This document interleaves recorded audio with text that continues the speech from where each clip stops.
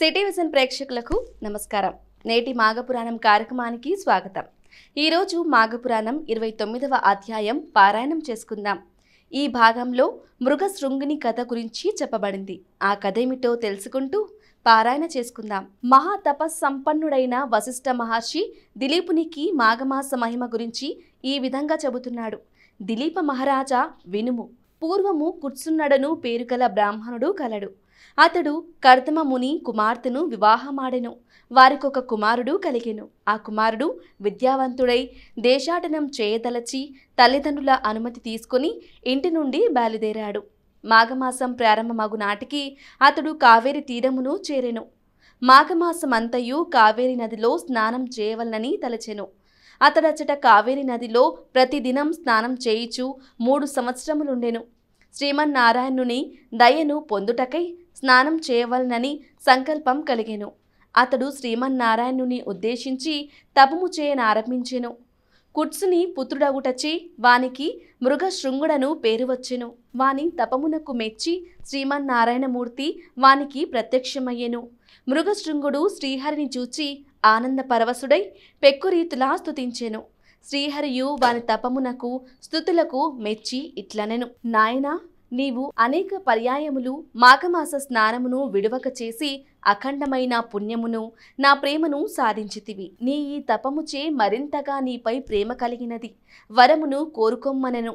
మృగశృంగుడును, స్వామి, నీ దివ్య దర్శనమును కలిగించినందులకు కృతజ్ఞుడను. ఇట్టి నీ అనుగ్రహం పొందిన తరువాత నాకు మరే విధమైన కోరికయు కలుగటలేదు. కావున ఈ ప్రదేశమున నీవు భక్తులకు దర్శనమిచ్చుచూ ఉండవలెనని కోరెను. శ్రీమన్నారాయణుడును వారి ప్రార్థనను అంగీకరించి అంతర్ధానము నందెను. కౌత్సుడు ఇంటికి తిరిగి వచ్చెను. వాని తల్లిదండ్రులు వానికి వివాహం చేయదలిచిరి. కౌత్సుడును వారి అభిప్రాయమును అంగీకరించెను. అనుకూలత గల యువతి భార్యగా లభించినచో గృహస్థ ధర్మమును చక్కగా పాటించి ధర్మార్థ కామ మోక్షములను పురుషార్థములు 4 సాధించవచ్చును. ఇందువలన కన్యను పరిశీలించి వివాహమాడవలెనని భార్యకుండవలసిన లక్ష్యములను వారికి వివరించెను. వారును అతడి ఆలోచనను మెచ్చిరి. భోగాపురమున సదాచారుడను ఉత్తమ బ్రాహ్మణుడు నివసించుచూ ఉండెను. వానికొక కుమార్తె కలదు. ఆమె పేరు సుశీల. ఆమె పేరుకు తగిన ఉత్తమురాలు, గుణవంతురాలు. కౌత్సుడు ఆమెను వివాహం చేసుకునవలెనని తలచెను. సుశీల ఒకనాడు తన 2 స్నేహితురాండ్లతో కలిసి నదీ స్నానమునకు బయలుదేరినది. ఆ సమయమున మదించిన అడవి ఏనుగు వారిని తరిమెను.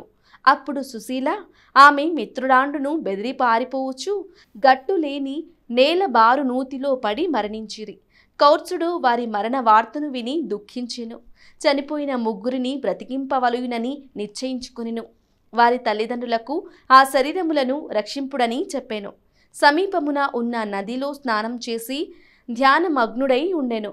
మదించిన ఆ ఏనుగు వానికెదురుగా నిలిచి వానిని కొంతసేపు చూచెను. తటాలున వాని ఎదుట తలవంచి వానిని తుండముతో తన మీదకు ఎక్కించుకొన్నది. కౌత్సుడును శ్రీమన్నారాయణుని స్మరించుచు దానిపై నీటిని చల్లెను. 2 చేతులతో దానిని సృశించెను. వెంటనే ఆ ఏనుగు తన రూపమును విడిచి దివ్య రూపమునందెను.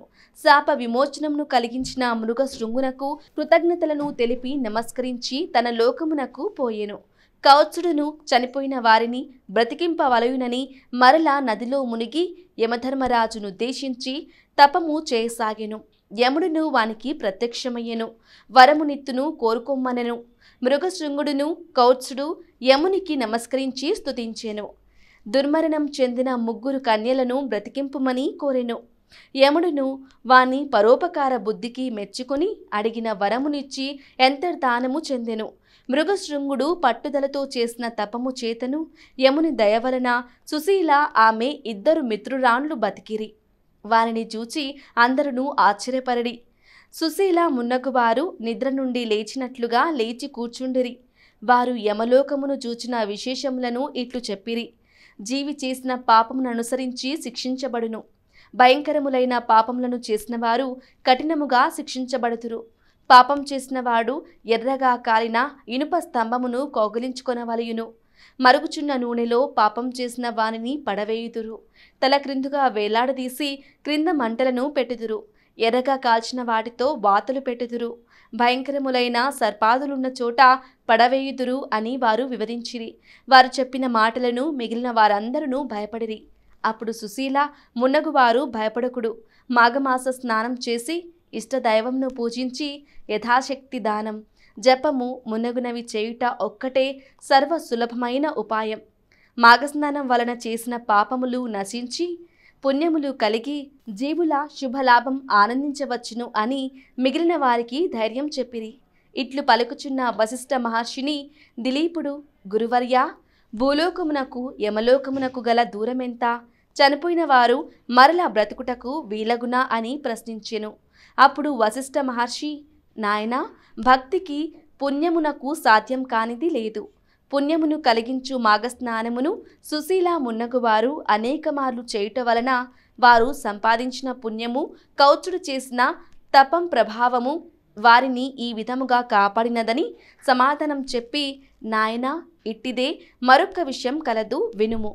పుష్కరుడను జ్ఞానవంతుడొకడు కలడు. అతడు సద్గుణములు భక్తి కలిగినవాడు. మాఘస్నానం మొదలగు పుణ్యప్రదములగు కార్యములెన్నింటినో చేసినవాడు. యముడొకనాడు తన భటులను చూచి పుష్కరుని తీసుకుని రండని పలుకగా యమభటులు పుష్కరుని తీసుకుని వచ్చిరి. యముడు తీసుకుని రమ్మన్నది ఇతనిని కాదు, పుష్కరుడను పేరుగల మరియొకరిని. భటులు పాపాత్ముడగు పుష్కరుని తీసుకుని వచ్చుటకు బదులు పొరబాటున పుణ్యాత్ముడగు పుష్కరుని తీసుకుని వచ్చిరి. యముడును తన భటులు చేసిన పొరబాటునకు భటులను మందలించెను. క్షమింపుడని పుష్కరుని ప్రార్థించెను. పుష్కరుని భూలోకమున దించి రండని భటులకు ఆజ్ఞ ఇచ్చెను. పుష్కరుడును యమలోకమును చూచుటకు యమునికి అనుమతిని కోరెను. యమదండులకు అంగీకరించెను. భయంకరములగు శిక్షలను అనుభవించు వారిని చూచి ఇతడు భయపడెను. భయం పోవుటకై హరినామ భజనమును చేసెను.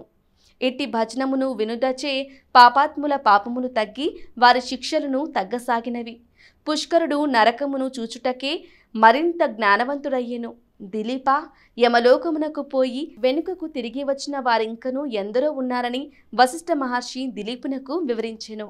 మృగశృంగుని వివాహముల గురించి మరల చెప్పటం ప్రారంభించాడు. వశిష్ఠ మహర్షి దిలీపునితో మరలా ఇట్లనెను. మృగశృంగుని విద్యాభ్యాసం పూర్తయినది.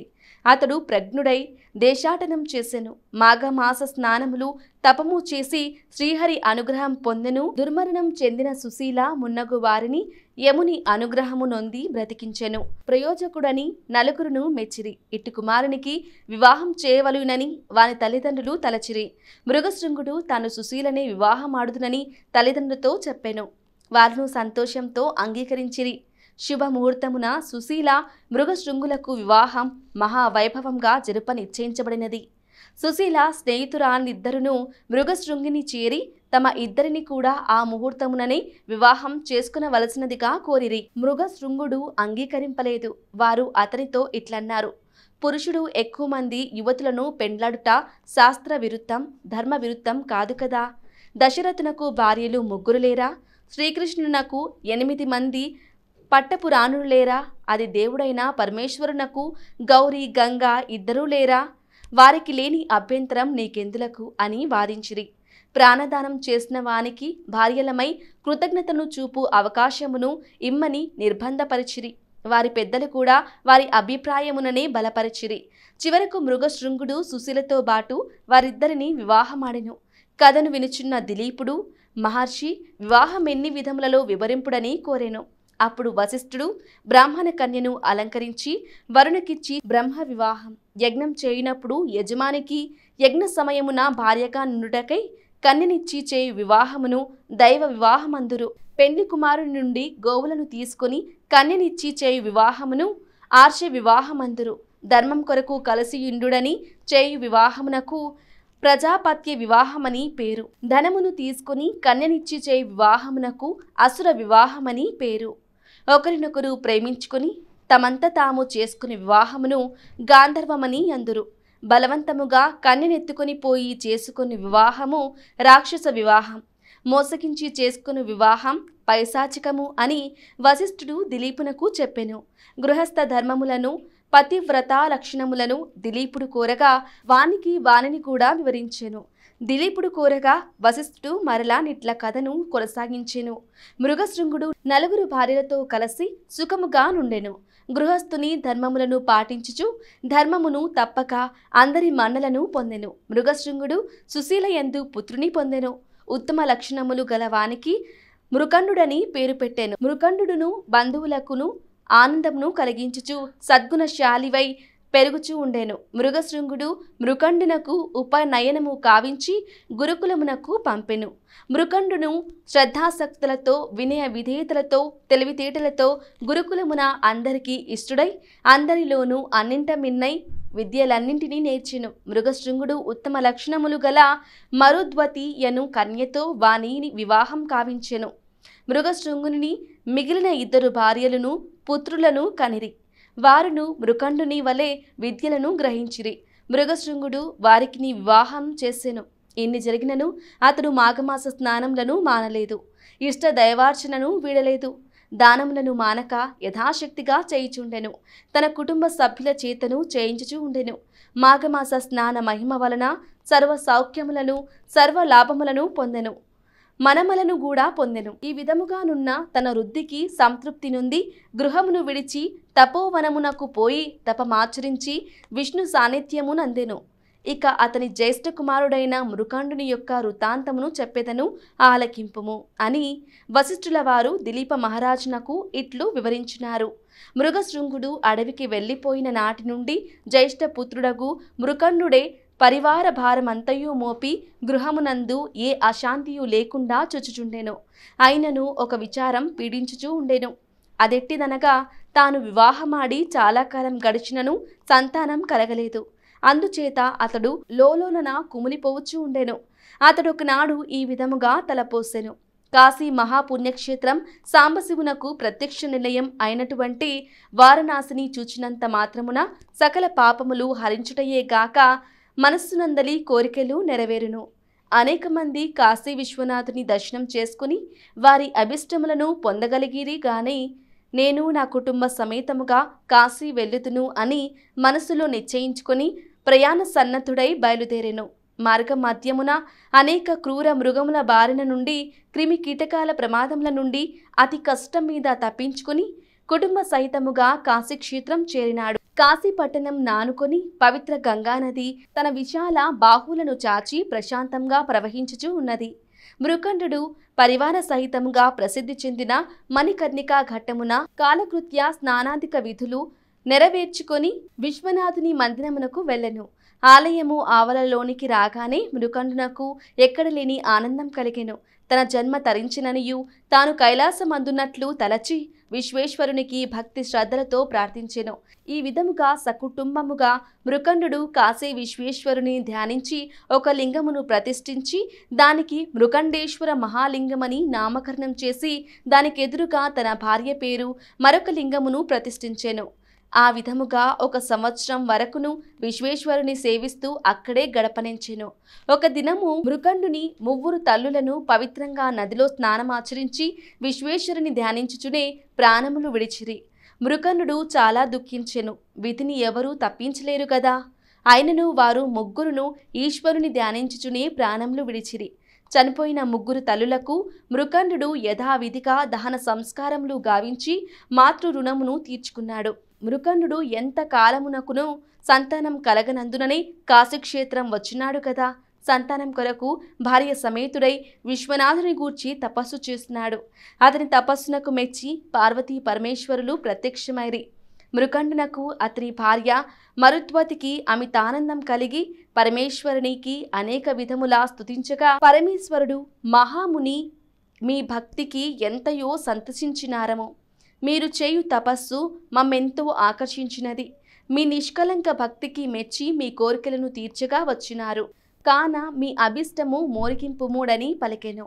అంత మృకండు నమస్కరించి తండ్రి మహాదేవ, తల్లి అన్నపూర్ణ, ఇవే మా నమస్కృతులు. లోకరక్షక, మీ దయవలన నాకు సులక్ష్యవతి సౌందర్యవతి సుకుమారవతియగు పత్ని లభించినందువలన నేను మిమ్ము ధ్యానించుచు ఆమెతో సుఖ సంసారం అనుభవించుచున్నాము. కానీ ఎంతకాలమైనను మాకు సంతానం కలగపోవటం వలన కృంగి కృషించుచున్నాము. సంతానం లేని వారికి ఉత్తమ గతులు లేవు కదా. కావున మాకు పుత్ర సంతానము ప్రసాదింప వేడుకొనుచున్నాను అని పార్వతీ పరమేశ్వరులను ప్రార్థించినాడు. మృకండుని దీనాలాపం ఆలకించిన త్రినేత్రుడు, మునిసత్తమా, నీ అభిష్టము నెరవేరగలదు. కానీ ఒక నియమమున్నది. బ్రతికి ఉన్నంత వరకు వైద్యములతో నుండు పుత్రిక కావలియునా లేక అల్పాయుష్కుడగు పుత్రుడు కావలియునా అని ప్రశ్నించెను. మృకండునకు ఆశ్చర్యం కలిగెను. పరమశివుని మాటలకు ఆలోచనలో పడవలసి వచ్చెను. కొంత తడవాగి, హే శశిధరా, నన్ను పరీక్షింపనించితివా? నాకు జ్ఞానోదయమైనది మొదలు. నేటి వరకును మీ ధ్యానమునే పలుకుచూ సేవించుచున్న నాకు ఏమి చెప్పవలయునో తోచుకున్నది. అయినను కలకాలం వైద్యముతో కృంగి కృషించు పుత్రిక కన్నా అల్పాయుష్కుడగు పుత్రరత్నమే ప్రసాదింపుమని అడిగెను. అటులని అగునుగాక అని వరమిచ్చి త్రిశూలధారి పార్వతి సమేతముగా అంతర్ధానమయ్యెను. పరమేశ్వర అనుగ్రహం వలన మృకండుని భార్యయగు మరుద్వతి ఒక శుభ ముహూర్తమున పుత్రుని కనెను. మృకండునకు పుత్ర సంతానం కలిగినని అనేక మంది ఋషి సత్తములు బాలుని చూడవచ్చిరి. వ్యాస మహర్షి కూడా వచ్చి ఆ బిడ్డకు జాతకర్మ వేసి వెడలెను. ఓ దిలీప మహారాజా, పరమ పూజ్యుడును ఋషి సత్తముడును యగు మృకండు పరమేశ్వరుని మెప్పించి వారి దయకు పాత్రుడై పుణ్యమును బడిసిన ఈ పుత్రుడే పరమ భాగవోత్తముడు మార్కండేయుడు. ఈ గాథ నేటి మాఘపురాణంలోని 20వ భాగంలోనిది. నేటి పారాయణం సమాప్తమైంది. 30వ భాగంలో కథతో మళ్ళీ కలుద్దాం. నమస్కారం.